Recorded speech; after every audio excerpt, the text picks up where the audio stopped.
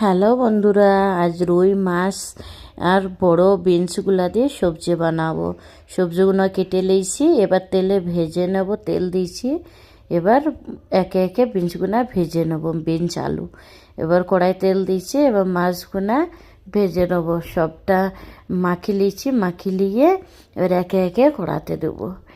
একে একে কড়াতে দিয়ে মাছগুলা ভেজে নেবো ভালো করে ভেজে নেবার পরে উল্টিয়ে পাল্টিয়ে একবার চেঞ্জ করে দেবো। এটা ভাজা শেষ, এটা আমি তুলে নেব। একে একে তুলে নেব। এটা তোলার পরে পেঁয়াজ দিলাম। এবার পেঁয়াজটা হবার পরে পেস্ট সব টমেটো আদা রসুনের পেস্ট দেবো, শুকনো মরিচের পাউডার সব দেবো। এবার ভাজা বিনস আলুর মধ্যে মশলাগুলো দিয়ে ভালো করে নেড়ে নেবো। নেড়ে নিয়ে মিক্স করার পরে একটা ভালো হয়, তারপর মাছগুনা দেবো। একে একে মাছগুনা দিয়ে দেবো। মাছগুনা পরে পানি দেবো, ফুটিয়ে নেবো। ফুটিয়ে হয়ে গেছে, সবজি আমার রেডি। ধনিয়ার পাতা দিয়ে নামিয়ে নেবো। এরকম করে